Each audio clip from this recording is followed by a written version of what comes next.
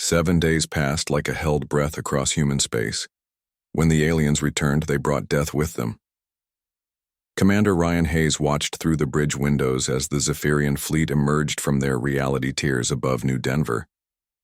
12 ships had become 50. Each vessel was massive beyond belief, their dark hulls drinking in the light of the local star. Ryan commanded the defense fleet, 37 human ships that looked like toys compared to the alien monsters. "All ships, this is Ryan Hayes," he broadcast to his fleet. "Remember what we talked about. We cannot match their technology, but we can show them what humans do when someone tries to push us around." The alien voice filled their minds again, cold and certain. "Your time has ended. Submit now and your deaths will be quick." "Counteroffer," Ryan replied through his communication system. "Go find someone else to bother." The first alien ship fired. The weapon was beyond human understanding. It did not shoot energy beams or missiles. Instead, it reached out with invisible force and simply unmade matter at the molecular level. Where the beam touched the human cruiser, courage, metal, and plastic and human bodies just stopped existing. Ryan felt sick watching good people die, but he had expected this. The aliens had technology that was hundreds of years ahead of humanity. In a straight fight, every human ship would be dead in minutes. Good thing humans did not believe in straight fights. "All ships, execute plan crazy," Ryan ordered. The human fleet broke apart like a scattered flock of birds. Some ships dove toward the planet's surface. Others accelerated directly at the alien ships. 3 vessels started spinning end over end, while broadcasting human music at maximum volume. It looked like chaos because it was chaos. The aliens tried to target the human ships, but their perfect computer systems could not predict what the humans would do next. How do you calculate the trajectory of a ship whose pilot just decided to fly in a figure-8 pattern while playing heavy metal music? Captain Morrison, commanding a small patrol ship called the Hammer, had his own idea about how to fight gods. He pointed his ship directly at the largest alien vessel and pushed his engines to maximum. "Jake, what are you doing?" Ryan called over. "The communication channel." "Something stupid," Jake replied. "If their weapons can unmake our ships, let us see how they handle a ship that should not exist." Jake had ordered his crew to do everything wrong. They had overloaded the engines past safe limits. They had disabled half the safety systems. They had even opened some of the airlocks, creating a trail of atmosphere and debris behind them. By all rights, the Hammer should have exploded or broken apart. Instead, it kept flying. The alien ship tried to target the Hammer with their reality-destroying weapon, but their computers could not lock onto something that was technically already destroyed. The weapon beam passed right through the ship without effect, confused by a target that should not exist. Jake rammed the Hammer into the alien ship's hull at full speed. The explosion could be seen from 3 planets away. Both ships were destroyed, but something impossible happened. The alien ship, built with technology beyond human understanding, died. The Hammer, which should have been destroyed a dozen times over, had somehow taken an alien godship with it. "How? Is that possible?" the alien voice demanded, speaking to all human minds at once. There was something new in that perfect tone. Confusion. "We are humans," Ryan replied. "Possible is not a word we understand." The battle continued for 6 hours. The humans lost 28 ships. The aliens lost 3. By any measure, it was a crushing defeat for humanity. But something had changed. The aliens no longer sounded certain when they spoke. On Mars, engineer Kate Sullivan was having the worst day of her life, which was saying something since alien invaders were trying to kill everyone she had ever cared about. She stood in her workshop, surrounded by pieces of alien technology that her salvage teams had recovered from the battle debris. "This should not work," she said to Dr. Ben Phillips, who was studying the alien devices with scientific instruments that looked like children's toys compared to the technology they were examining. "But it does work," Ben replied. "The question is how."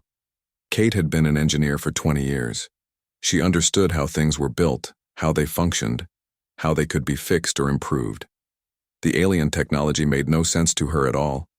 It seemed to work by convincing reality to behave differently, rather than by following physical laws. "Look at this," Ben said, pointing to readings on his scanner. The alien ships use quantum entanglement networks to coordinate their actions. Every ship is connected to every other ship through space and time. That is how they can act with perfect coordination. So their strength is also their weakness, Kate realized. If we can disrupt those networks, we might be able to confuse them. But how do you disrupt quantum entanglement? Kate smiled, and Ben realized he had never seen her look so dangerous before. The same way we solve every other impossible problem, we get creative. Meanwhile, on the occupied colony of Kepler 442b, Lieutenant Commander Alex Morgan was learning that humans could be very creative indeed when someone invaded their homes. The alien ground forces had expected quick surrender after their ships destroyed the colony's defenses. Instead, they found 30,000 very angry humans who had spent 3 days preparing for war. Alex led a resistance group armed with mining equipment, kitchen knives, and pure spite. The aliens wore armor that could stop bullets and energy weapons, but they had never encountered humans who turned everything into a weapon. Remember, Alex told his team as they prepared to attack an alien patrol, they expect military tactics. Give them chaos instead. The attack began when Maria Santos, the colony leader, walked up to the alien patrol and started arguing with them about parking regulations, while the confused aliens tried to process why a human would discuss traffic laws during an invasion. Alex's team attacked from 6 different directions, using weapons that should not have worked. They threw containers of industrial acid.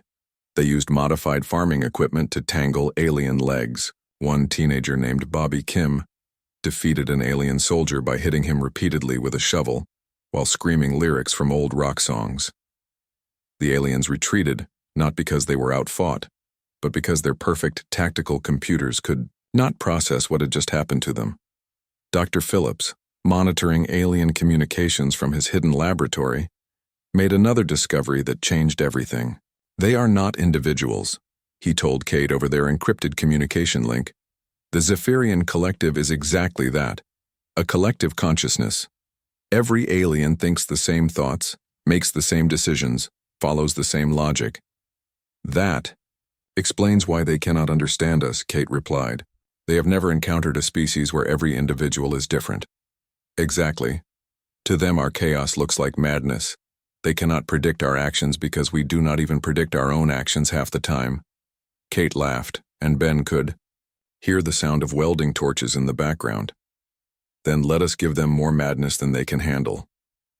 Back in space, Ryan Hayes was discovering that humans could adapt to impossible circumstances faster than anyone had expected. His remaining 9 ships had been fighting the alien fleet for 3 days and they were still alive. They had stopped trying to fight the aliens directly.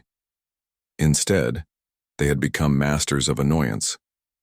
They would appear from behind asteroids, fire every weapon they had, and then run away before the aliens could respond. They broadcast human music, comedy shows, and cooking programs at the alien ships, trying to confuse their communication networks. Most importantly, they had learned to be unpredictable. Blue Squadron, attack the left flank, Ryan ordered. Actually, let us attack the right flank instead, replied Captain Lisa Park from the destroyer Hope. Good idea. Red Squadron, provide cover fire. We are going to ram them, announced Captain Tony Miller from the cruiser Defiance. No, wait, change my mind. We are going to hide behind that asteroid and play dead. The alien fleet tried to respond to these tactics, but their perfect coordination became a weakness. When every ship expected logical military behavior, chaos became the ultimate weapon. The first major human victory came when Jake Morrison, who had somehow survived the destruction of the hammer by ejecting in an escape pod at the last second, managed to build a weapon from spare parts and anger. Using components from his destroyed ship, pieces of alien technology, and what appeared to be a coffee machine, Jake had constructed something that should not exist. It generated random electromagnetic pulses that seemed to confuse alien systems. When Jake fired his impossible weapon at an alien cruiser, the ship's reality-bending technology turned on itself. The cruiser imploded, folded through several dimensions, and disappeared into what physicists would later describe as a very confused black hole. The alien voice spoke to all human minds, and for the first time it sounded uncertain. This should not be possible. Your technology is primitive. Your tactics are illogical. Your resistance should have ended days ago. Ryan Hayes, floating in the wreckage of his command ship but still somehow alive and fighting, transmitted one final message. Welcome to humanity. We specialize in impossible. Captain Jake Morrison stood on the bridge of the UCS Defiant, watching the stars through the main screen. The year was 2387, and humanity had spread across 12 star systems like seeds blown by cosmic winds. Each colony was a small piece of Earth carried by people who refused to stay in one place. Jake had been exploring space for 15 years, and he still felt the same wonder every time he saw a new star. The Defiant was not the biggest ship in the human fleet, but it was fast and tough. Jake loved this ship like some men love their cars back on Earth. The crew of 200 people had become like family during their 3-year mission to map the outer edges of human space. They had found 6 new planets that could support human life, and Jake was proud of that work. Today felt different, though. Something was wrong with the space around New Denver colony. The sensors kept picking up strange readings like ripples in water that should not exist. Jake had ordered the ship to investigate, but now he wondered if that was a mistake. "Captain," called out Lieutenant Sarah Beck from the sensor station, "I am getting massive energy readings coming our way. Whatever it is huge." Jake felt his stomach drop. In all his years of exploration, he had never found signs of alien life. Humanity had always been alone in the universe, or so they thought. Now it seemed they were about to learn they were wrong. The space in front of them began to twist and bend like heated metal. Reality itself seemed to tear open, and through the hole came ships unlike anything humans had ever built. They were smooth and dark, shaped like teardrops the size of mountains. The metal they were made from seemed to absorb light, making them look like holes cut out of space itself. "How many ships?" Jake asked, trying to keep his voice steady. 12 large vessels, sir. Each one is at least 10 times bigger than us. They are not showing up on any of our databases." Jake knew what this meant. Humanity had just met its first alien species, and they had brought warships. The largest alien ship moved closer to the Defiant. Jake could see strange symbols glowing along its hull, pulsing like a heartbeat. Then the ship spoke, not through radio or any technology Jake understood, but directly into the minds of everyone on the bridge. The voice was cold and perfect, like metal speaking. "I am voice of the collective speaking for the Zephyrian Empire. You are a young species that has spread beyond your home world. This is not permitted without our approval." Jake tried to respond through normal communication channels, but the alien ignored his attempts. The voice continued, filling their minds with words that felt like ice. "Your species will submit to collective rule within 7 of your planetary cycles. You will cease all expansion and prepare for integration into our empire. Your technology and biology will be studied and cataloged. Your individuals will be processed and assigned roles within the collective structure." The alien ship's weapons suddenly came alive, glowing with energy that made the space around them shimmer. But instead of firing, they did something worse. Every weapon system on the Defiant simply stopped working. The engines went quiet. The life support systems flickered and then returned. But Jake knew the aliens were showing them how helpless they were. "Resistance is not logical," the voice said. "We have conquered 317 species. All have chosen submission when presented with our power. You will do the same." Jake found his voice. "Like hell we will." The alien seemed confused by his response. "Explain the meaning of your words." "It means no. We will not submit to anyone." There was a long silence. Then the voice spoke again, and for the first time it sounded uncertain. "No species has refused our offer of integration. The consequences of refusal are complete destruction." "Then you have never met humans before?" Jake could feel the alien studying him through that mental connection. It was like having someone look through his memories and thoughts, trying to understand what made him tick. The feeling made his skin crawl, but he refused to back down. "Your thoughts are chaotic and unpredictable," the voice said. "This is inefficient. How do you function as a species with such disorder in your minds?" "We get by." The alien ship pulled back from the Defiant.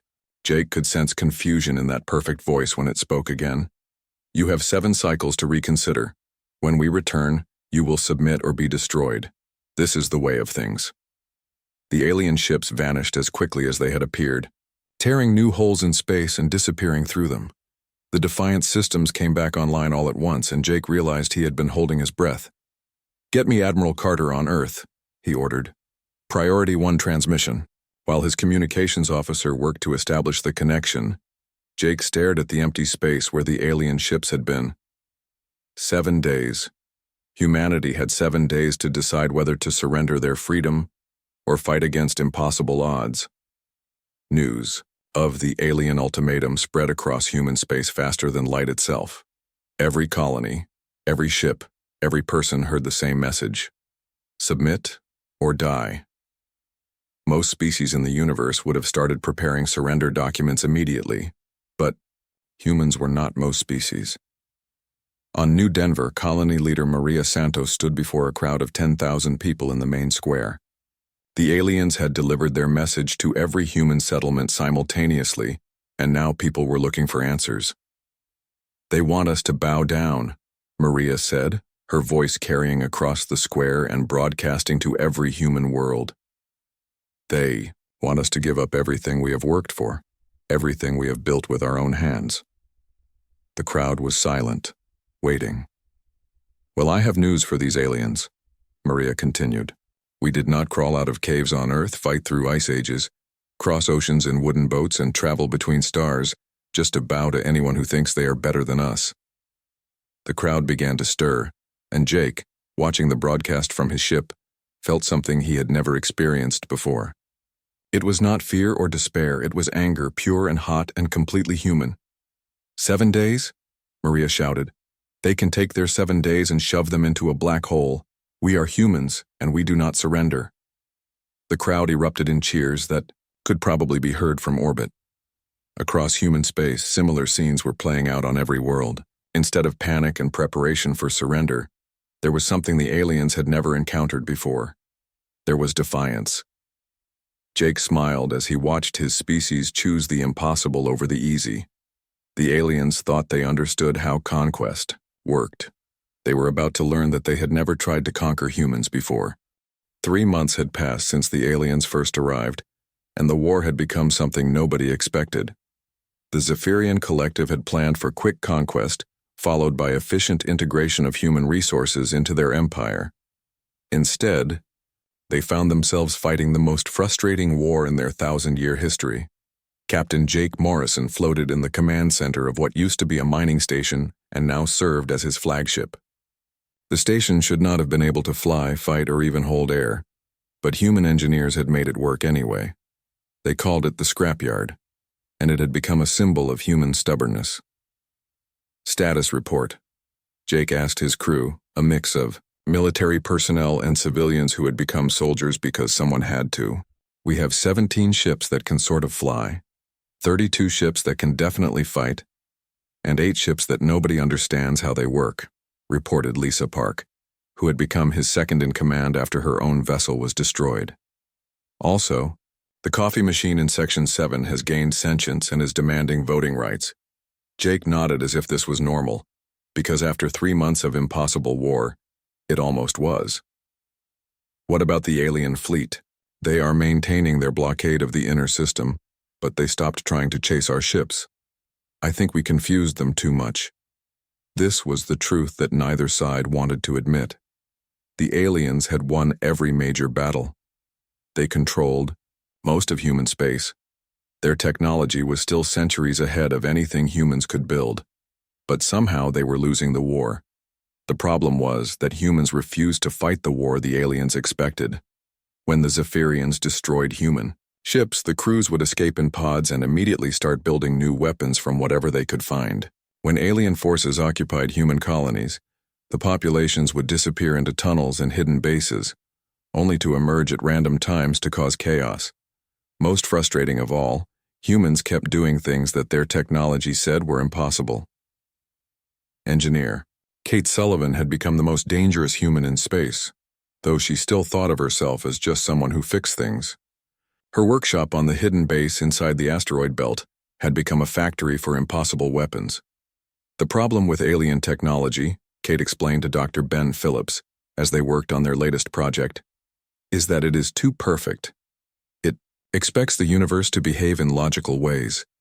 And humans do not behave logically, Ben replied, studying the readings from their quantum chaos generator. Exactly. So when we build things that should not work, their computers cannot figure out how to stop them. Their latest creation was a ship engine that ran on pure randomness. It used quantum uncertainty as fuel and generated thrust by convincing space that up was actually sideways. Kate had built it by connecting alien technology to a human random number generator and a coin flip machine. This violates at least 12 laws of physics, Ben observed. Only 12? I must be losing my touch. The engine worked perfectly, which was to say it worked in completely unpredictable ways. Sometimes it made ships faster than light. Sometimes it made them travel backward through time. Once, it had turned a fighter craft into a flock of very confused butterflies, though they had sorted that out eventually.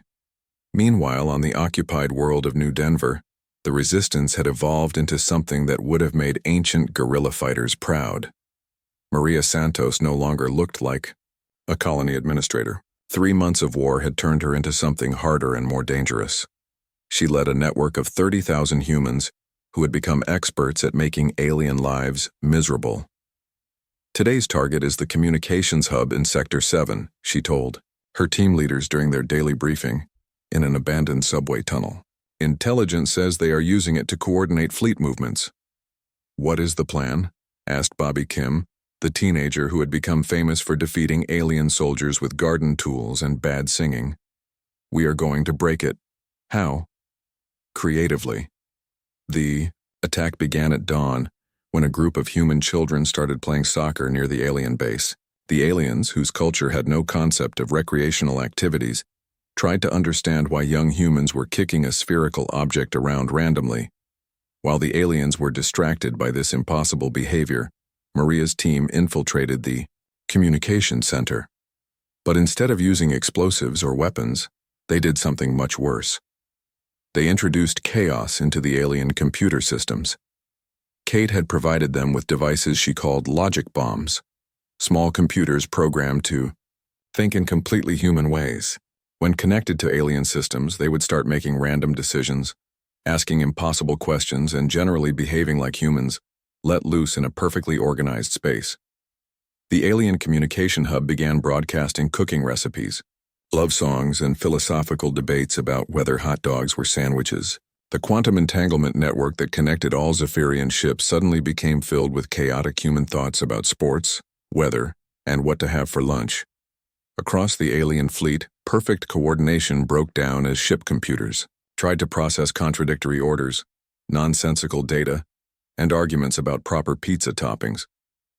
The war's turning point came during the Battle of Titan, where Commander Ryan Hayes faced impossible odds with typical human solutions. Ryan commanded the defense of Saturn's largest moon with a fleet that existed mostly on paper and optimism.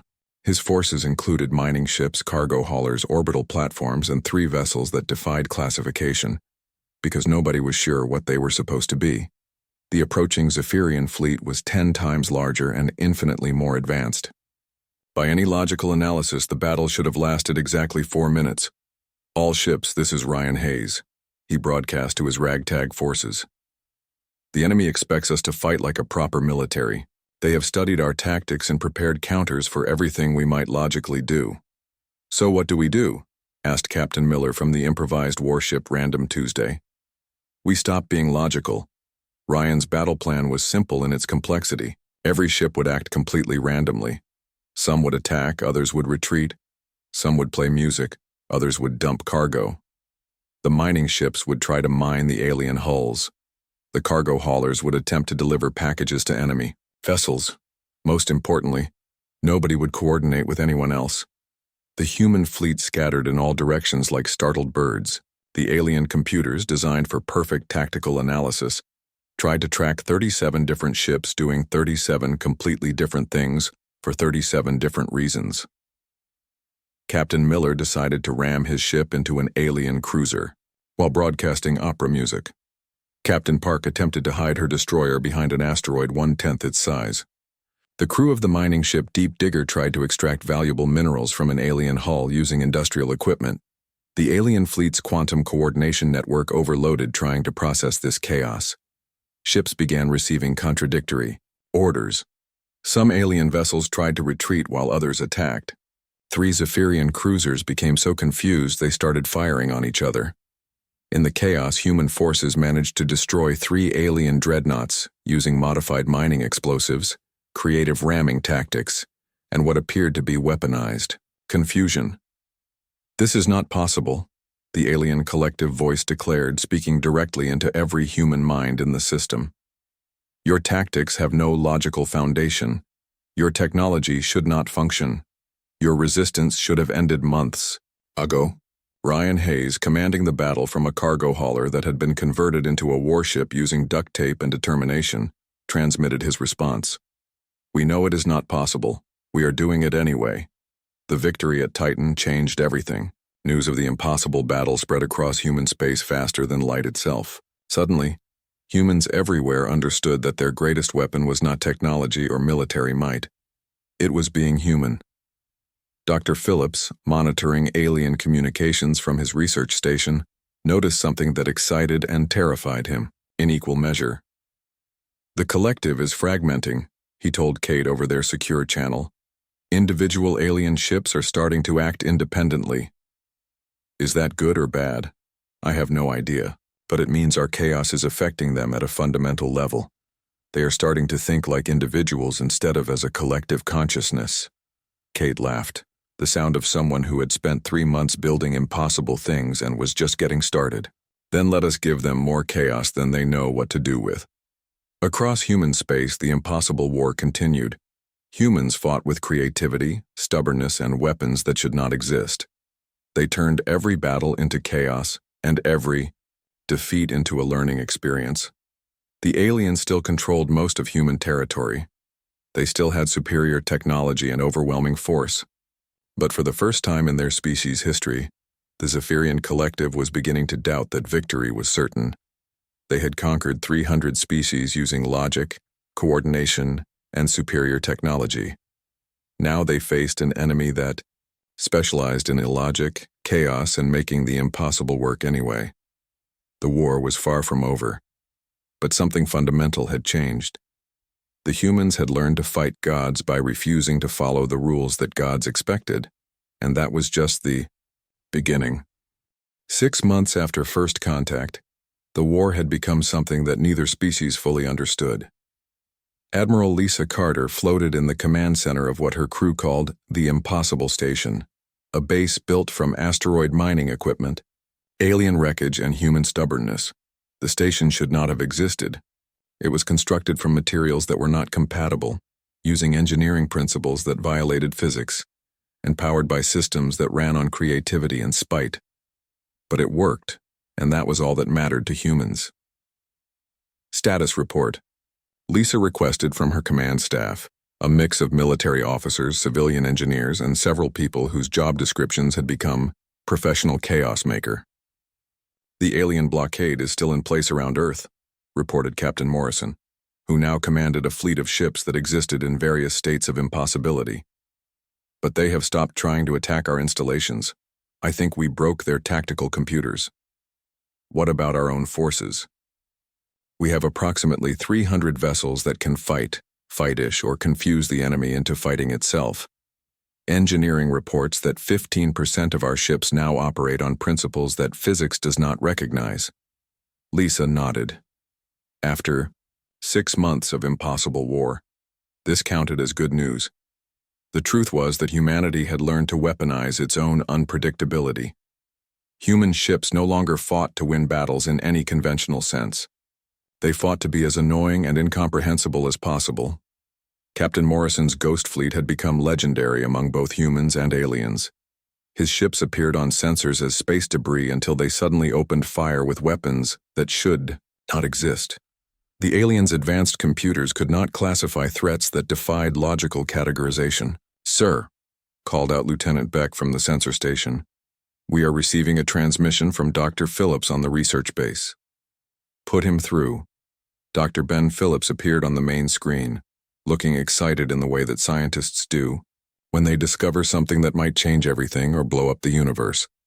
Lisa, we have made a breakthrough, Ben announced. We have figured out how human consciousness affects the quantum field. Explain it in terms that a military officer can understand. Human thoughts are naturally chaotic at the quantum level. When we think, we generate random fluctuations in spacetime that interfere with the aliens' technology. It is like we are natural quantum scramblers. Lisa felt a chill of understanding.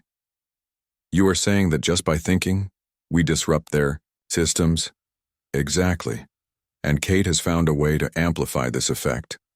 Engineer Kate Sullivan had spent 6 months building impossible things, and her latest creation was her most impossible yet. She called it the Consciousness Amplifier, and it did exactly what the name suggested.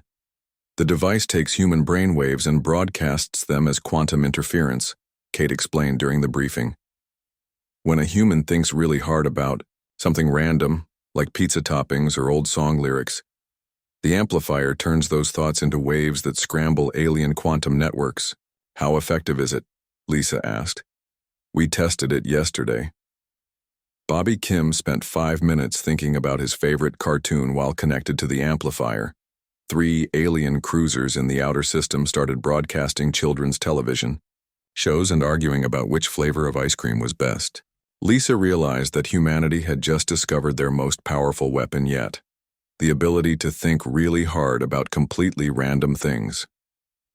The first major test came during the Battle of Proxima Station, where Kate herself commanded a defense platform that should not have existed. The platform had been built from salvaged alien ships, human mining equipment, and materials that Kate had convinced to behave differently than physics intended. It was held together by force fields, gravitational anomalies, and what appeared to be sheer bloody-mindedness. Incoming alien fleet, reported her sensor operator. 12 heavy cruisers and a dreadnought.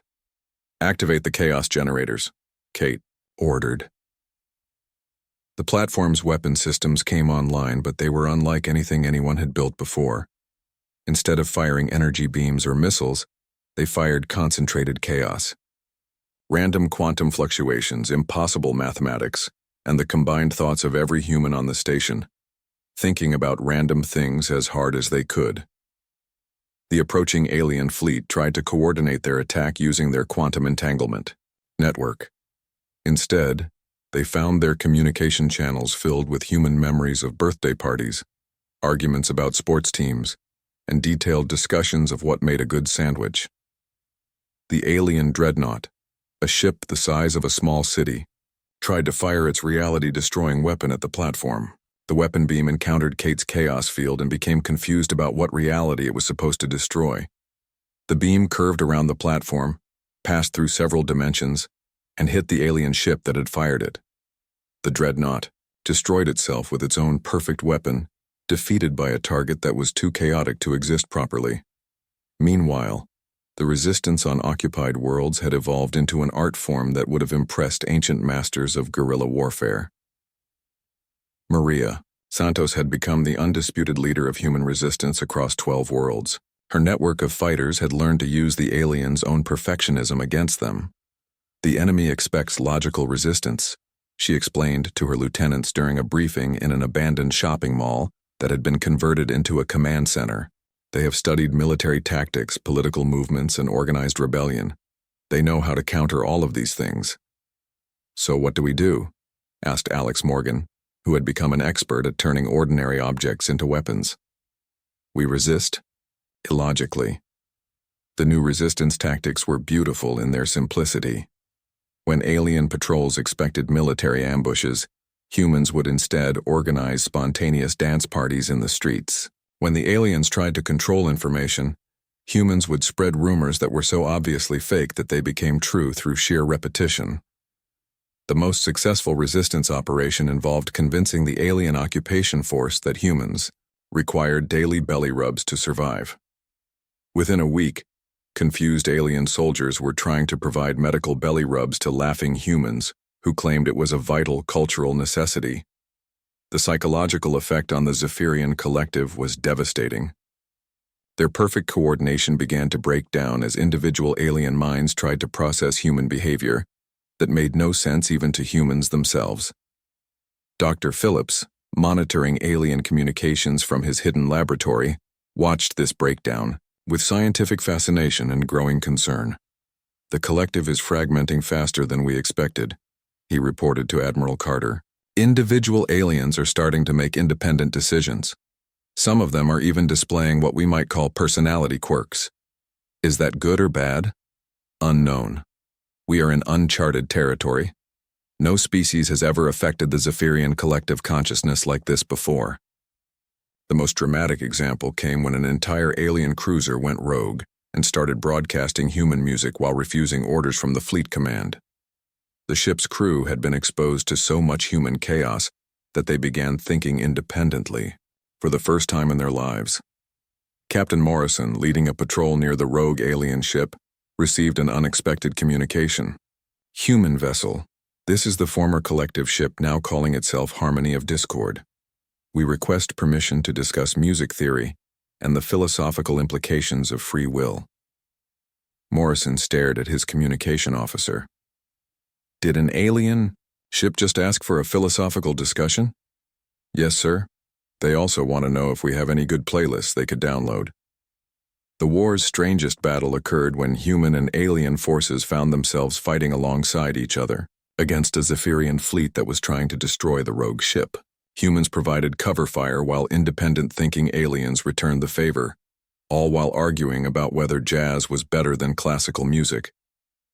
Admiral Carter watched these developments with a mixture of pride and terror. Humanity had achieved something impossible. They had infected an alien collective consciousness with individuality. "We are not just fighting a war anymore," she told her staff during their daily briefing. "We are accidentally spreading chaos consciousness across the galaxy." "Is that our fault?" asked Captain Morrison. "Probably. But it might also be our greatest achievement. The human way of war had evolved beyond anyone's imagination. They no longer fought to conquer territory or destroy enemy forces. They fought to spread chaos, confusion, and individual thought throughout an alien empire that had been perfectly coordinated for 1,000 years. Ships that should not fly kept flying. Weapons that violated physics kept working. Humans who should have surrendered months ago kept fighting with creativity, stubbornness, and weapons made from spare parts and bad attitudes. The Zephyrian collective, once the most feared empire in the galaxy, found itself losing a war not to superior military force, but to an enemy that specialized in making no sense whatsoever. And across human space, people who had never thought of themselves as warriors kept building impossible things and fighting gods with nothing but human nature, and a complete refusal to accept that anything was truly impossible. The war was far from over, but something fundamental had changed in the galaxy. Humanity had proven that chaos could defeat order. 1 year after the invasion began, the war reached its final phase when the largest Zephyrian fleet in their empire's history arrived at Earth's solar system. Admiral Lisa Carter watched from her command station as reality tore open and disgorged ships that blotted out the stars.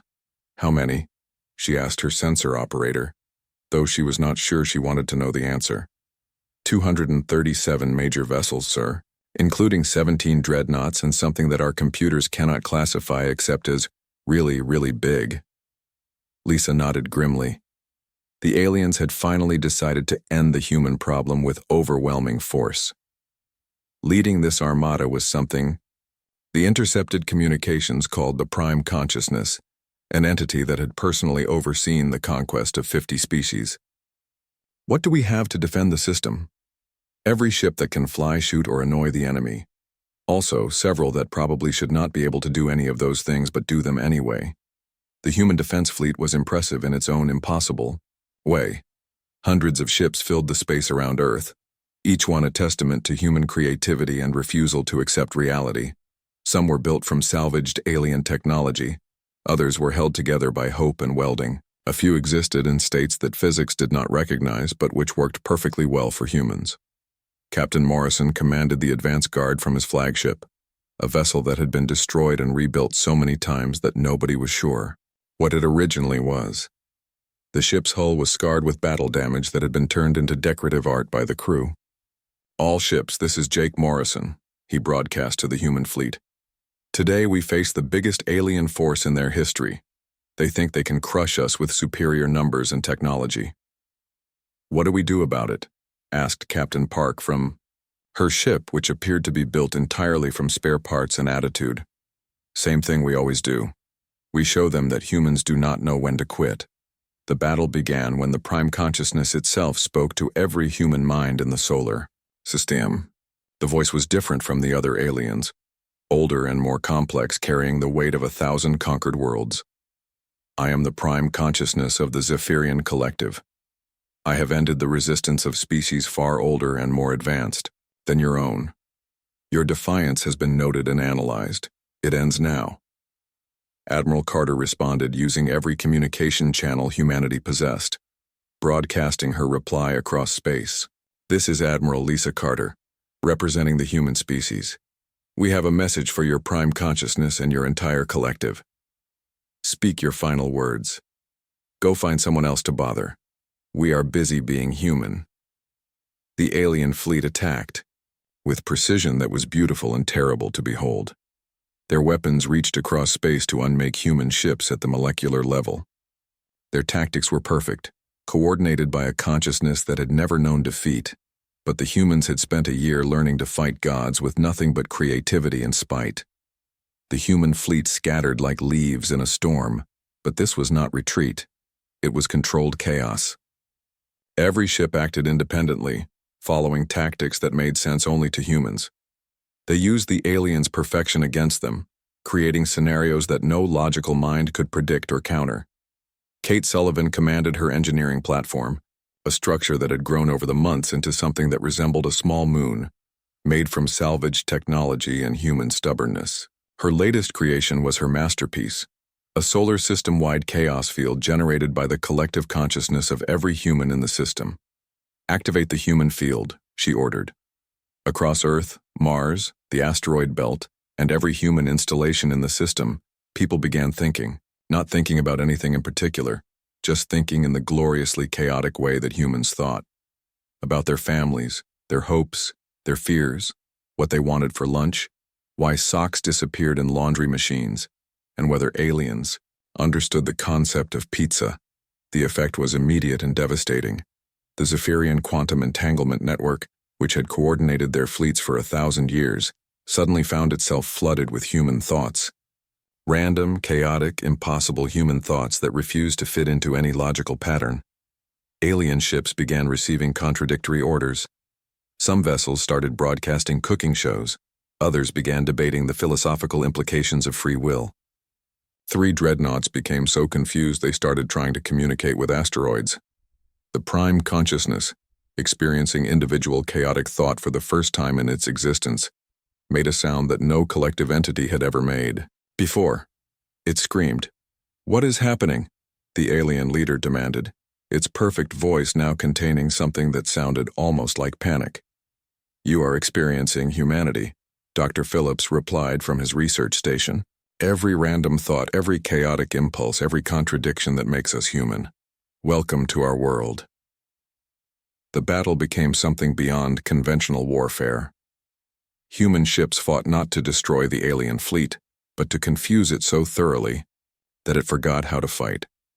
They broadcast music, comedy shows, philosophical debates, and cooking instructions directly into the alien communication networks. Captain Morrison led a squadron of impossible ships against the alien flagship, a vessel larger than most human cities. Instead of attacking with weapons, his ships began performing aerobatic maneuvers while playing human music at maximum volume. The alien flagship tried to respond with its reality-destroying weapons, but its targeting computers could not lock onto ships that were technically performing a synchronized dance while discussing the best methods for making pancakes. The turning point came when the Prime Consciousness made its first individual decision in the history of the collective.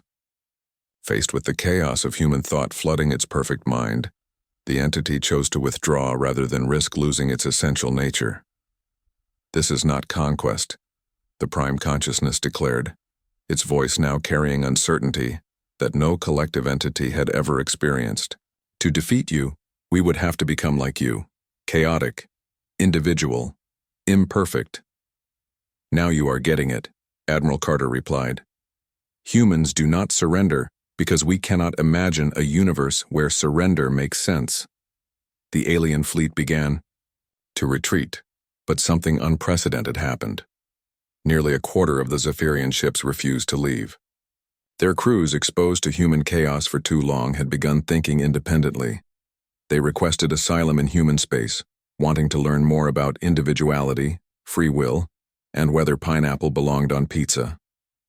The war officially ended when the Prime Consciousness transmitted a formal treaty to Earth. The Zephyrian Collective would withdraw from human space and establish a policy of non-interference.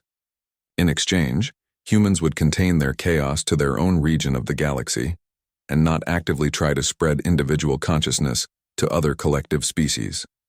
Though, the Prime Consciousness added, "We suspect you will spread chaos wherever you go anyway. It seems to be your nature."